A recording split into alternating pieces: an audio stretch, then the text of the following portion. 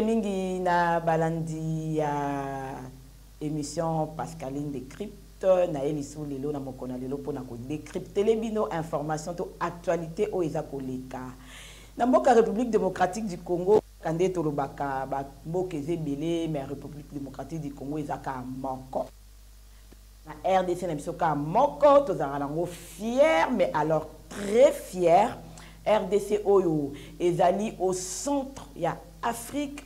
RDC oyo biso moto lobaka ete ezali mama ya Afrique. Tolobi ete sans la RDC, l'Afrique n'existerait pas. RDC oyo ezali ko renfermer au moins 70% ya ba richesse oyo ezali ya mokili mobimba.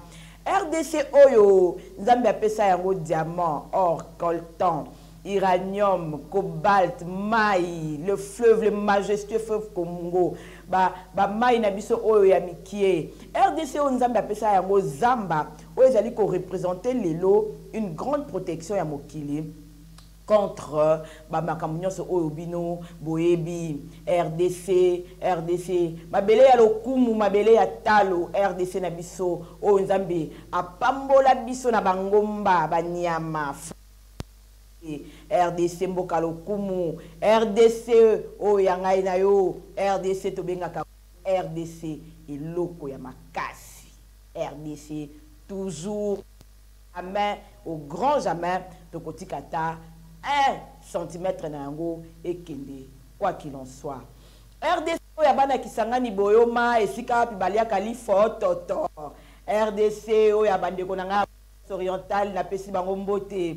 RDC o ya bana Équateur mambenga esika to komonya nyama zamba mbisi ekoliama bayo balamba toko. RDC ya bandeko nanga kuna na Kivu, le grand Kivu, to moni le sud, le nord et les Maniema et pas wapi to kolona madesu ko bota. RDC oyo ya bandeko nanga ya Katanga. RDC oyo ya bakasayen. RDC oyo ya bandeko nanga ya Grand Bandundu. RDC oyo ya Congo central. RDC oyo ya biso oyo tobetelaka tolo. RDC na biso na pesi bino soso mbote. Bienvenue na émission Pascaline Décrypte na chaîne na bino ya Malonga, la chaîne de l'excellence d'IRC Info, chaîne oyo boko banda kolanda ngai désormais nde na lobaki bino mo bomo na image moyen tolo bezate. Chaîne oyo et na makambo sika, innovation sika, l'excellence comme jamais auparavant. Tongi to pesa na ba congolais na ba congomani nyonso qualité to la kisabango ete nous pouvons le faire. Ici en RDC, une chaîne qui prône l'excellence, nous pouvons le faire. Chaîne oyo bana mboka Congo lo kwa ngana chema alobi na ko investir na nga pour na que nous pouvons le faire. Na pesi bino sombote na lobaki na bino ete toye poto de information.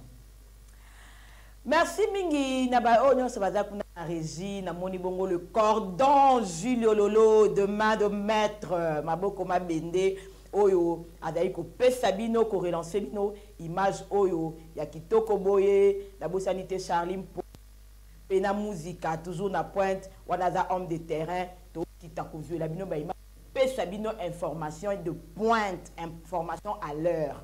Koko Sabinoté, sans aucun nani partisan, au tepo na muta parti ou dans le béabouté, teto la qui Sabino Penza, qu'est-ce qui passe réellement en RDC. Pas dans le but de critiquer, pas dans le but de se moquer, mais dans le but, il y a qu'à aider l'autorité. Il y a comme Abissika Wanate, tant que si kana priorité mais kasiba mona lo lenge ninyo ville ezoke lenge ninyo politique na bango zo la place fa eza équipe ba bongisa biso pe tozana devoir ya ko aider ba autorité na biso ezala nationale ezala provinciale basa mosala bango lenge longo bani chaque citoyen a le devoir ya ko protéger nation ya ko protéger état oyo mabele o esika zo fanda. Tant on a moni moi nungu na ekoloba motalo bateke Pascaline na saki on a motema mabe to pona inaka moto songolo poto na lingi moto songolo tete ezaka bolingwa mboka pona kolinga mboka mingi nde to koyela bino information po biso na bino tomeka kobongisa yango po Congo na biso Kinshasa na biso lobi ezala toujours référence ya mokili ndenge ezalaka dans les temps bakobenga yango Kinshasa la belle. Na information à lelo sengeli boye ba ete topé na actualité à lelo boye ba ete mwana mboka Tchani abengamaki na Sensak oyo ekambami na mwana mboka Christian Bosembe pona kopesa ba moyen de défense naye. Mwana mboka Noël Tchani azalaki bongo afundamaki epai ya mwana mboka Lambert Mende koloba ete adifaki ye tope alobaki na ye makambo epelaki na yango te. Congolais nyonso ana droit ce monde ba bino likambo tam so sepeli na ngote ya porter plainte akoki payer ko porter plainte. O mwana mboka Lambert Mende akokaki mba moko ko kende ko funda plutôt yokanga lobi Noël Tchani bolimbisa ngai ko kende ko funda mwana mboka Peter Tchani te na ba instance judiciaire sans koleka na ba organe oyo et ba presse topé ma matali makambo ya ba journaliste to moni bongo UNPC to moni pe bongo Sensak yango wana Sensak o ekangami na Christian Bosembe et bengisaki mwana mboka Peter Tchani était akende kolakisa ba moyen de défense na ye pona ko pesa explication na mayenini maleki pona baye bandenge nini bakore zoudre yango bobo ça n'a été article 87 il y a oza ko porter et l'objet était lorsqu'une plainte ou une requête adressée au Sensak est dirigée contre un professionnel de médias pour violation de règles d'éthique et de déontologie, le conseil notifie le grief formulé à la personne incriminée en l'invitant à présenter ses moyens de défense dans un délai de 7 jours. Donc, moi, je suis Peter Tchani, à Bengamaki, Kuna na Sensak, Christian Bosembe, à co-diriger. Na information peut ozali na démission il y a mwana mboka Richard Muyej oyo azalaki il y a gouverneur Esika maman Fifi Masuka azalaki ko assumer intérim kuna na Kolwezi ye alobi depuis 2 ans alongwaki na Luala bapo na kokende ko se faire soigner. Et selon lui, il a été empêché. Il y a kozonga pona ko remplir ba fonction na ye. Il y a 2 ans après amoni na ye a démissionné. C'est comme otuna bisoto okotuna. Est-ce que ndenge Richard Muyej a démissionné et sengeli gouvernement provincial Mobimba est tombé et sengeli vice-gouverneur na EP a tombé.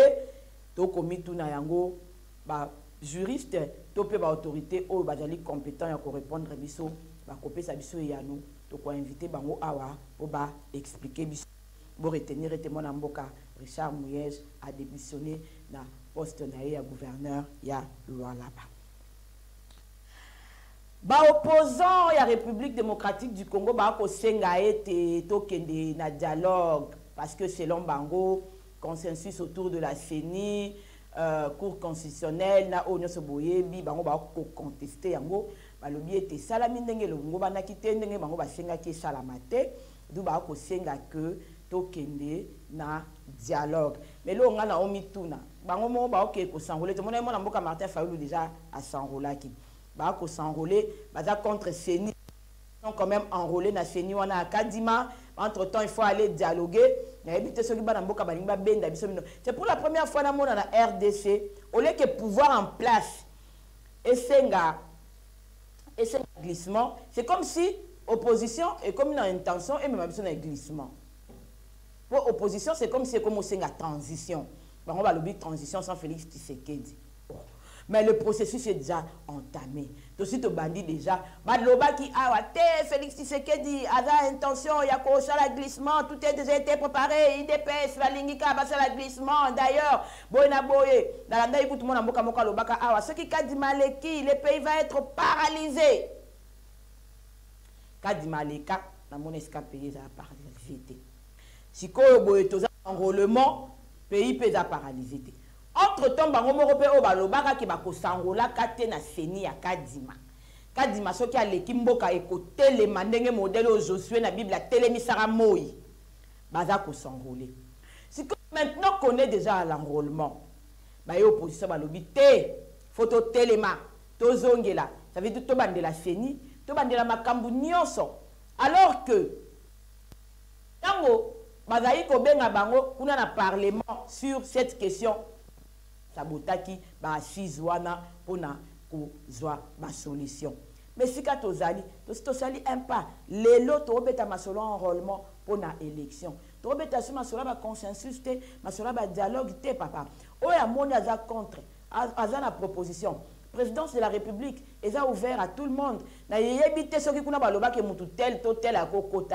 Demandez l'audience là-bas, allez parler ce qui avec Tshisekedi ou je ne sais pas. Mais entre-temps, le Seigneur Liboye ba été Seni Ezaya Félix Tshisekedi te.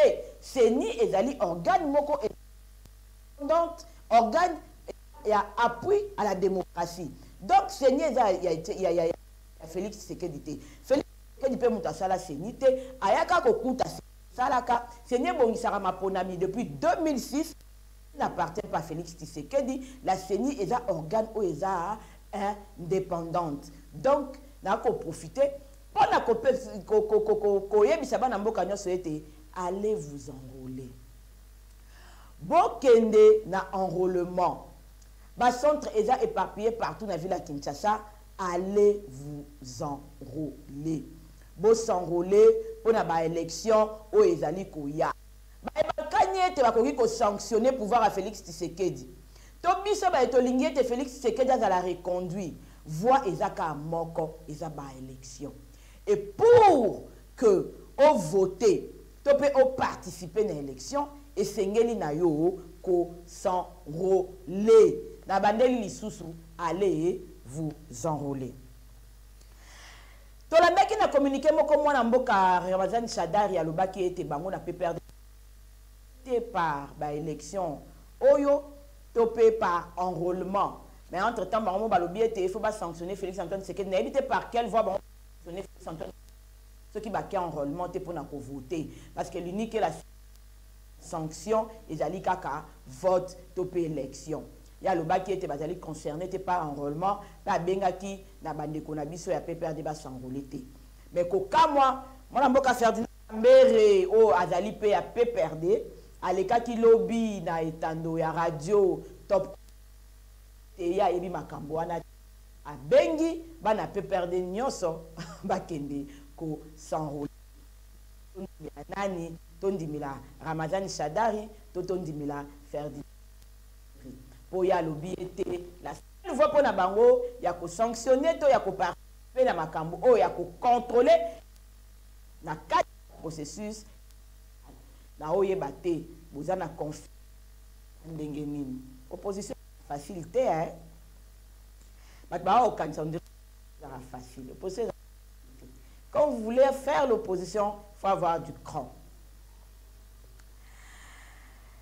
Emmanuel Shadari akendaki bongo na fief na ye o ezali na Maniema kuna epai wapi babelelaki ye bayembelaki ye banzembo esengeli te nga na okomituna soki na fief électoral wana problème et que ba électeur na yo déjà bakolinga yo te okokende ko votame wapi ezaka motuna.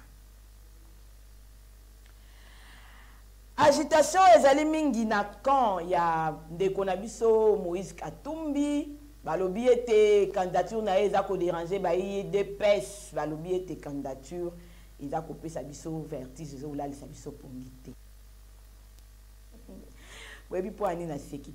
Webi nga souci vraiment ezali ba te belé ba ta candidature na ba na présidence. Baza la penze belé. Baza la penze belé o ba ko tia candidature na ba na présidence. Webi po na nini?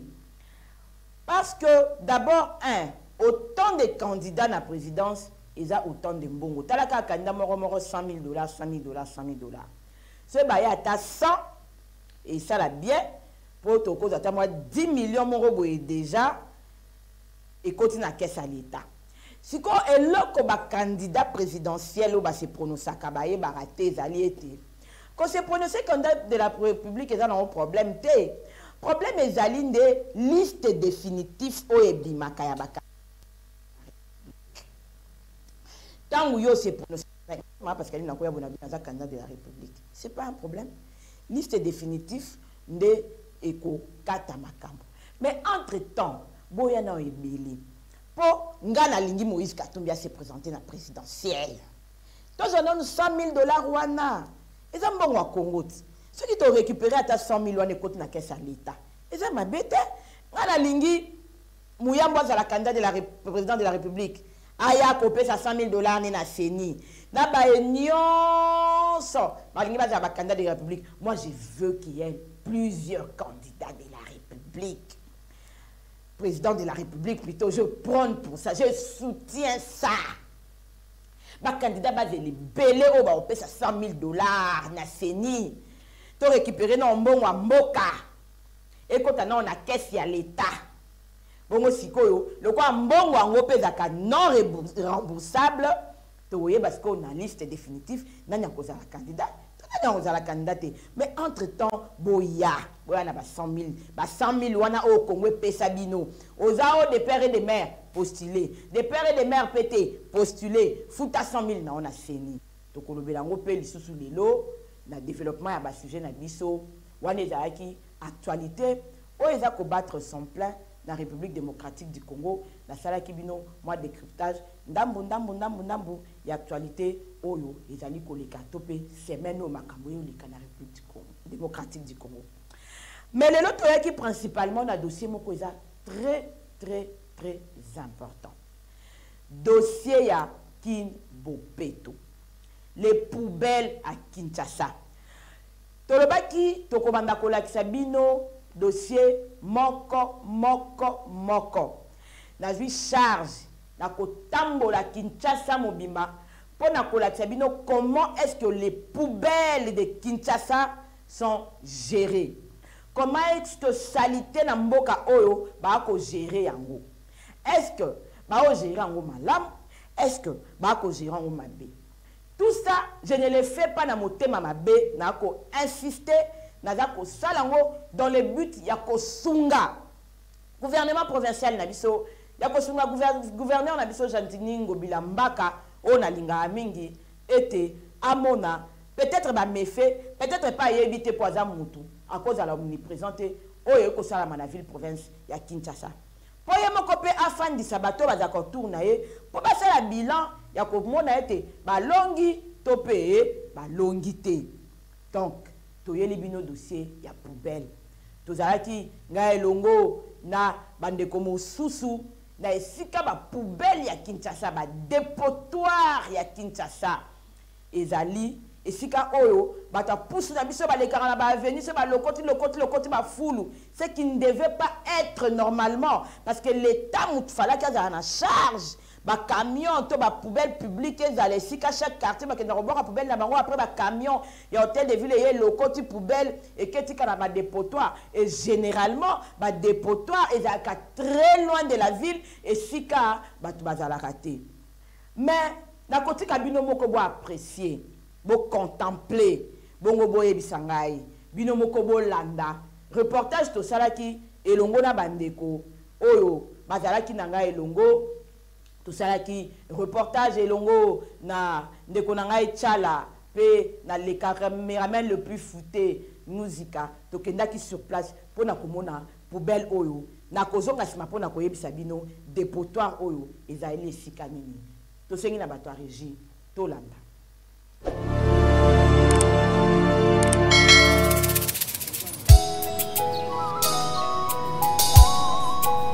Si un arbre a de l'espérance quand on le coupe, il produit encore. Année Oyo, Toko aidé, gouverneur à ville à Kinshasa, à sa musala. Toko sala yango na motema mabete, Toko sala yango ka poto aider moi na mboka moko. Oya azana sens azana na poste ya responsabilité bolimbisa ngai, akoka kosala mosala na ye ndenge elongo bani.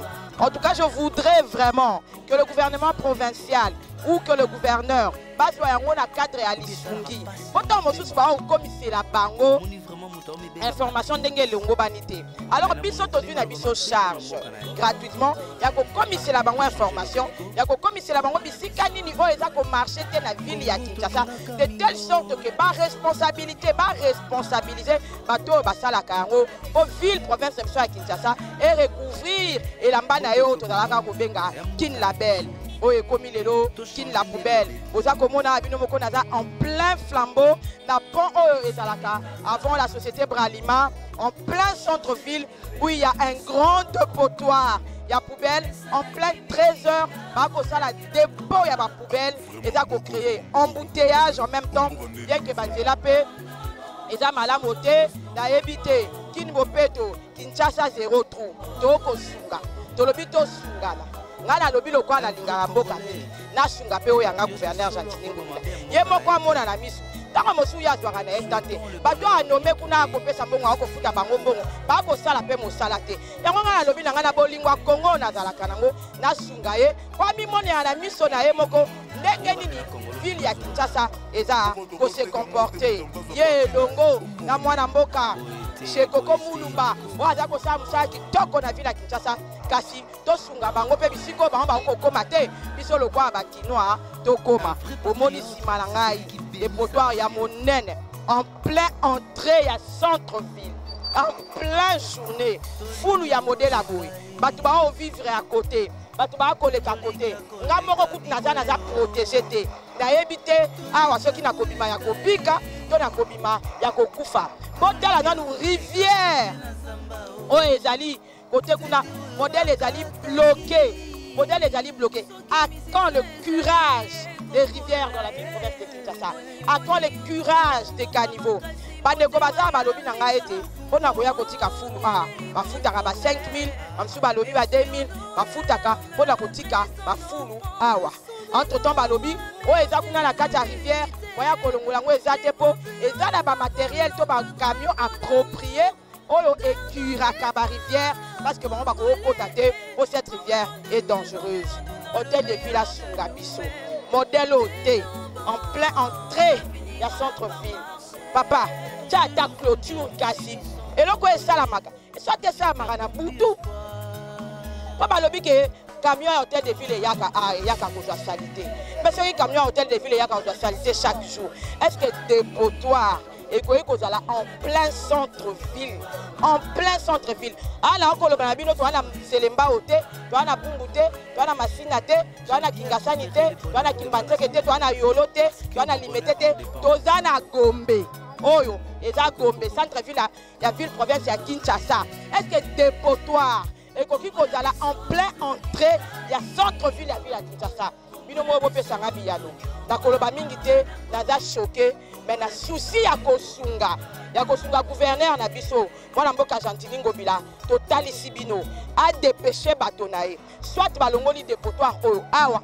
soit batia yango mur nde bato union européenne bazali kosala soit balukeli yango solution po boye kitoko mingi te tolingi mandat ya Félix Antoine Tshisekedi ezala une réussite et nous allons aider le président de la République à réussir son mandat. Nous allons faire le tout pour dénicher si kanyoso un problème ezali dans la kisango pour avoir une solution. Pour maladie ceux qui n'ont lobby en côté moyen ba traiter en ezate. Kinshasa bopeto, kin bopeto. Est-ce que 4 ans après, c'est ça le résultat? En plein centre-ville de Kinshasa, un dépotoir, il y a poubelle. Papa gouverneur, dans le bas qui n'a au Sungayo, au foot à infronté. Mais dans le Sungayo, au Kokisa Misala Nayo, pour l'objet, bana Kinshasa ba votaki yo, to ba bachaki yo wana, ba retraité pour la ligne bachaki yo. Biso to lingaka yo mingi.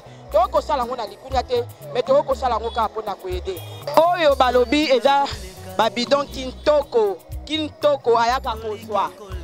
Société wana je crois ils soit privé na habité mécanisme nini ba yokana na hôtel de ville mais je crois que baza un financement ya ko dégager ba bidon dans la ville à Kinshasa mais botali modèle ba bidon eza na rivière kuna bango ba suti na kozwa ka oyo kozwa yango pe eza organisé te modèle oyo de kintoko azosa musala na cadre ya kin bopeto balobi bidon tondi na Kinshasa balobi ba kinois bato bakombaka liboso na bango te mais bafulu nyonso eza bafulu bakino bakombi bapesi na bapoussière mpo bamema awa après avoir mutu kokomba responsabilité na ye eza nini responsabilité na ye soki na koorganize fulu na ye c'est l'état maintenant qui doit s'en charger ya koya kozwa fulu komema yango na badepotoir public mais dépotoir en plein centre-ville boye kintoko botala modèle oyo babidon na bino ezali boyaka koorganize yango ntango boyaka kozwa to modèle nini ezalaki nga maman Pascaline désormais dans la rue pour faire le magazine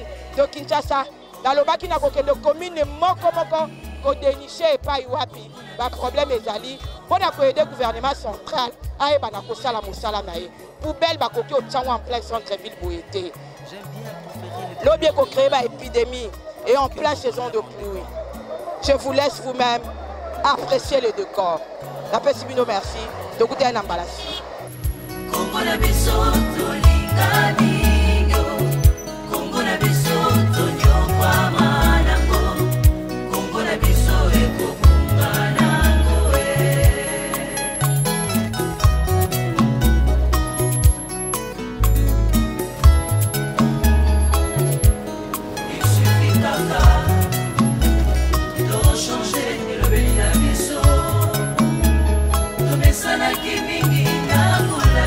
Yo kapela Congolo ni azoloba.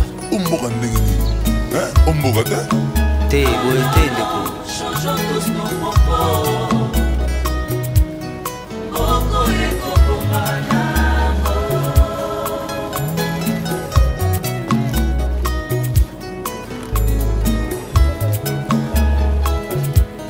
Il suffit kaka de changer et le pays la biso.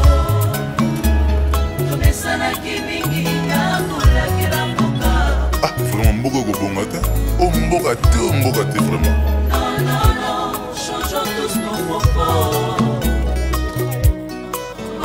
La vie et la mort sont au pouvoir de la langue. Bénissons mais ne maudissons pas notre nation. Que Dieu bénisse le Congo. Bino moko bouti kolanda nga na sa commentaire belité. Jour na okita na dépotoir na zaina maya misu bana mboka bino mo bolandi dépotoir o ezali na après pour na kosa publicité te après Bralima il y a un pont là où ezali biso entrée na centre ville et juste à côté dépotoir wana ezawana eza kutu na agent l'état agent ya hôtel de ville azawana apercevaka mbongo na bapusu ezaka po bana pusu wana baboya ki koluba oyo ezoya kotika matiti to pe salité place wana bapusu wana utaka de partout et kotambola na prince oyo biso to bengaka to pe na route principale ya entrée à centre ville po ya kotika salité na après pont oyo eza na Bralima bato bayebi na flambeau ozouta beau marché o mata ville ba pousse wana pe air moko so eleki komone telemi wana ka na balabala et créer no embouteillage nzela ngo ezaka non place wana mukie en dehors il y a solo bato baza tout autour wana bazo teka ba misu bazo teka na biloko kolia na masanga dépotoir wana eza place wana boye bisanga na mboka na ebité tamusunga na tambona nga mboka nyonso te et si kanini dépotoir ekozala na entrée à centre-ville. Il faut comme à place wana pour vivre yango. Solo o eza place wana. Juste à côté de la rivière moko le kapotolobi pont eza wana. Rivière wana eza rempli na babidon. Babi bata kintoko bayaka bango bazwaka marché ya kozwaka babidon pour na recyclage bayaka kozwa. Mais j'ai pari que bazwaka oeza na dépotoir na poubelle bazwaka oeza na kata maïté pour agent o azana na ebisi biso ete il faut machine moko spécial pour na kozwa poubelle oeza na kata mai papa Jantini Ngobila to sa musalo na motema mabete oya okanisa lokola to kaneli yo to olinga yo te to sa musala o ezopesa pasika po biso pe to abakinwa po biso pe to le kakawana po ba mama ba le na po ba papa ba le kakana po ba na biso ba le kakawana na entrée ya centre ville ya Kinshasa Gombeza miroir ya Kinshasa Gombe eza capitale ya Kinshasa. Ndenge Kinshasa eza capitale la République démocratique du Congo. Est-ce que vraiment dépotoir central ya ba poubelle oh bato apusu ba kozwa disons atana Gombango et cause à place wana? Est-ce que yo moko ki ko leka place no mona solo oh eza ko dégager place wana? Même si tu lobi que tout autour eza ba usine mutu ezali. Mais ba usine wana batu mutu ba konsa na kati. Ba travailleurs ba vanda kana de toute la journée pour na kosa misa na kati ba usine na kati ba magasin na kati ba biloko eza wana. Ba vivara ndenge ni na solo wana. Ata binomoko. Na tikeli binobo apprécier. C'est à l'entrée du centre-ville. Na avenue Flambeau, ba ba yebi Kinshasa. Après Bralima, omoko eza wana. Soko zo uta beau marché, eza na gauche. Soko uta ville, o ki ta beau marché sur l'avenue Flambeau, eza à droite. Dépotoir central. Batia ata clôture te. Binomo bo mona. Tozwa ki kutu tina kati kuna. Batikali ata ko zipa yango te de telle sorte que bato ba koleka ba mona tate. Bon, ata ba zipi. Ba travailleur nyonso ba zaka nzinga ba sala ka ba vivara na salité na ba vivara na solo wana. Toloba te se tolobi bobi to ini mutu. Se tolobi bobi to zo contre mutu. Se tolobi bobi o to frapper mutu. Ata binomoko. Se tolobi kaka bino mo na pe bazipe ni yakini bopeto ba chewana. Bopeto ni neje sikana. Botala no binomoko. Mon colonel est dépotoir central et si ezala en plein centre-ville. Et puis bah toi pousse en haut. Herbiso to zakane zaki ba 13h 12h. Bazo yana ba 12h en plein midi en plein moy. De ba yo tika ba pousse na bango ya salité en plein moy. Ba to ba zo nga misala ba kanga mi ona na embouteillage ba contempler fuluana. Ce que zaki na butu to comprendre. Misala ngo pe ya fulu na Kinshasa omona penza camion fulu et traverser dans boulevard na moi sans se gêner. Na moi makasi na 13h. Ce qui to lobby bokoloba o to lingi batute bokoloba biso toza contre gouverneur Ngobila to koloba alors que tozo lukaka ko aider. To lukaka moi ko la musape moi conscience na e po azape mutu akyo bosana. Dans le baki na roba mingi likoya dossier oté po ezo pesa nga pasi ezo pesa nga mawa so na bina loba na ko ya o déborder papa mibeko pesali. Contemplez vous-même et jugez-en.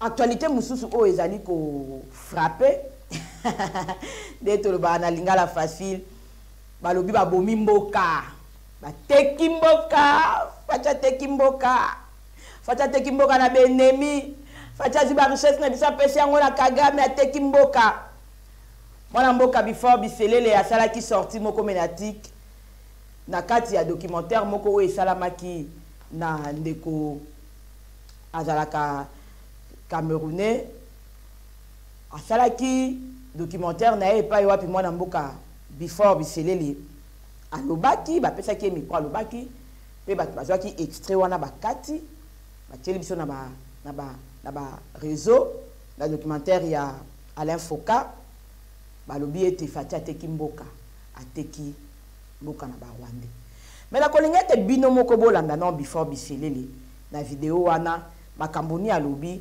sima ngana bino tozonga tosalaka moi décryptage nde tolobaka tosangisa maele toyeba nani azoloba vérité nani azoloba vérité. Suivant.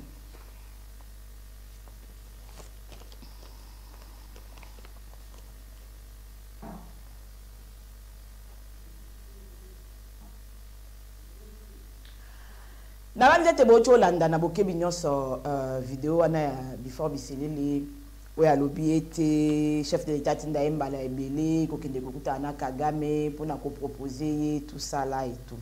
Olandi ngalo bakisa maloba likwa maloba neti po yemoko alobi za monoko alobi tanga alobi na pe mutu atinda ki aloba zate yemoko mutu alobi mutu pas forcer ki aloba azati mais na lingi nga binoto ça neti moi analyse de ko bifa biselele alobi ete tango président Félix Antoine Tshisekedi akomi na bokonzi akenda ki okutana na homologue na ye Rwandais Paul Kagame pour nous proposer une chose simple yemoko abengango une chose simple. Alors, tous un voisin à vie. Bon, tombe la Rwanda te va changer, bon, tombe la RDC te va changer. Toko zala kaka ensemble. Toko viva kaka ensemble. Alors, au lieu de betanaka, on a proposé le quoi yo un carnet d'adresse.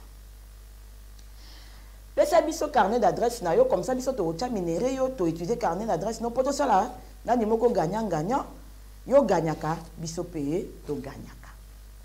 Il a qui ko kenango bien mais er moko boye ba ye ko mona ke Kagame azana ba idée moko noir ye mutu akata ki contrat wana. Très bien. Nga sikoyo na makambo nyonso before alobi na yo ki lokwa binite. Bino boyoki bateki Congo. Bino boyoki Félix akendaki ayoka na Kagame. Mais nga nazana eloko moko ya très important na yoki autant msusu yo yoki te. Par quelle magie? Ah, Félix Antoine Tshisekedi nzamba pambola yo. Nzamba pambola yo po oza penza de père et de mère nde tolobaka. Nga lobaka oza na mandat mais oza na mission. Tala ndengo bimisi buzoba ya Kagame. Souci à Félix Antoine Tshisekedi ezaki abimisi la biso vérité ya makambu oyo ebomba makana guerre ya este. Ngana bino bandeko bokolanda. Boye bisangai. Par quelle magie Kagame azwaki carnet d'adresse ya minéraux oyo ezalaka na mboka na yete ezalaka na RDC. Par quelle magie pendant autant d'années Kagame azaki koteka ba minéraux na biso na carnet d'adresse mobimba oyo azalaki na yango sans que biso to yeba. Qui a donné le droit? Parce que bino boyoki kake basenga ke carnet d'adresse. Oui. Mais il faut savoir, c'est mutaza na carnet d'adresse. C'est qu'à ça la rango déjà, c'est qu'à mandaye ko sala avant Félix Tshisekedi. C'est que Félix Tshisekedi t'envoyé à coutier na carnet d'adresse wana. Yango atuniye yo pesa biso carnet d'adresse na yo. Si ko autant bisele la zoloba bino boyo kite o ya linya ekoloba te. Menga na yo keli bino. Soki Kagame azaki na carnet d'adresse o ye fala pesa fati. Kagame akoma na carnet d'adresse wana ndenge nini. Pona Rwanda coltan ezarate. Na Rwanda minéraux ezarate. Pendant combien d'années Kagame azali koteka ba minéraux na biso? Et qui lui donnait cette autorisation-là? Par quelle voie Kagame venait ici prendre nos minéraux et aller se constituer un carnet d'adresse pour qu'il ne côté Kango Libanda? Est-ce que vous comprenez ce que vous avez beaucoup? Ce qui m'a dit un carnet d'adresse à Salango, qui a donné à Kagame l'autorisation de venir vendre, prendre nos minéraux avant que Félix Antoine Tshisekedi ne lui demande ses carnets d'adresse pour na abanda côté Kayango. Tala côté Mbonka et Wuti. C'est Félix Antoine Tshisekedi a katé na mboko. Tulinga to ebate ke Kagame dans la carnet d'adresse moko a te karaba minéraux na biso. Batu bate kamboka oyo. Un jour, nzamba kotuna bino. Un jour, makila ya 12 millions de Congolais et kotuna bino. Pour pesa Kagame carnet d'adresse a te kakaba minéraux na biso. Ya ngwana mwana mboka Félix Tshisekedi akenai kokutana na epona ko ebise te yo pesa biso carnet d'adresse na yo biso to kopesa ba minéraux. Ezalaki pona kozala na ba preuve nyonso na maboko. Pona kolakisa bino comment ce pays a été détruit depuis des années. Kagame a tombé dans le piège. Il y a les corbeaux et les renards. Kagame a lâché les fromages. Tu sais qu'il y a eu ma preuve. Tu sais qu'il y a eu ma preuve. Tu sais, ah, donc, c'est que il y a un carnet d'adresse de ce côté qui a minéré. Ah, donc il y a un solo. Ah, donc il y a un solo. Et tu sais qui fait un rebond, il vient dire à toute la communauté internationale que c'est le Rwanda nous agresse. Pourquoi tu sais qu'il y a un rebond? Parce qu'il y a ma preuve. Parce qu'il avait compris. Parce qu'il y a un filtre qui caméri. Il y a un peu de Sarabino qui IDPS c'est la machine politique. Tu sais que Félix Antoine na IDPS a qui chargé à relations extérieures. Un fin diplomate qui a fait la diplomatie depuis des années. A eko la tsabino ndening basala ka diplomatie. A ki a côté li Kagame. A la qui est gentillesse. A la qui est comme il est beau. A la qui est ndenge bayo batanga ngai 5e et 6e primaire le corbeau et les renards. Ndenge renard a flatta qui corbeau. Le corbeau qui est resté silencieux pendant des années. Parce que pendant des années tu vas dire on a fait est Kagame azaka olobatin. mais botande corbo fongola monoko fromage ekoyande Kagame akoma koloba loba jusqu'au point où lelo na koyebisa bino Kagame alobi alingi azongisa ba réfugiés nyonso awa ya congolais a pas koyamba si ba réfugiés te. Mais monsieur Paul Kagame, si vous n'aviez pas créé la guerre au Congo, les Congolais n'ont pas besoin d'aller se réfugier dans mboka na bino papa. Toi enviara okeno vivre na Rwanda te, ba Congolais baza pa na biso, ba tata na nga banande, ba enviara okeno vivre na Rwanda te. C'est à cause de la guerre que vous avez créée, de l'occupation que vous avez créée en RDC. De ba Congolais ba se retrouver kuna. Mukolo o boko tika ko agresser RDC. Ba Congolais en tourisme. Ba koya kuna ba oleka. Congolais envia ka koya ofanda na Rwanda te. Donc yo moko luka solution na makambo ozo bake okoyamba su ba réfugié te. Solution nango eza arrête d'agresser la RDC. Na yaki ka pona bimisela bino vérité wana ya boye ba ete moto a un carnet d'adresse ba kende ko tuna ye nanya pesa ka autorisation avant Félix Tshisekedi po ya zo carnet d'adresse wana abanda koya kozaba minéré ya Congo. Wana izaki botika la kososola na ndako. Potango bat ba koloba il faut boyo kaka makambo yo baza koloba te. La bande a été pour les lotos souki wana dernière fois actualité zalaki kaka été boye ba été CDP et c'est réunisaki convention des démocrates et c'est réunisaki na Kisantu na cadre ya IDPS pe bango bazwa ki résolution était mona mboka kabuya mwana bute a kotika la moto a ko représenter IDPS pe Félix Tshisekedi aza candidat na biso na 2023. La bande a été aussi pe la na Pascaline de crypte ya lelo. Ce qui me tourne les alliés, tout bas suggestion, à ta critique, biso ton dimana biso critique. Bon, comme il y a un numéro que vous allez afficher en bas de l'écran d'Abino, pour que vous ayez besoin de la biso, et vous avez besoin de l'émission. Pour Nalelo, Nganabino, Tokabwani Awa. J'espère que vous êtes en train de passer un bon mois de janvier. Tika été, Zambia Pambola Bino. Merci Mingi na Régie, merci na Cordon Julio, merci na Charlie Poyi, merci na Dieudonné Musica. Pour na image, son, pour na oh non, c'est pas ça pour l'émission. Tokuta Nimbala Sima.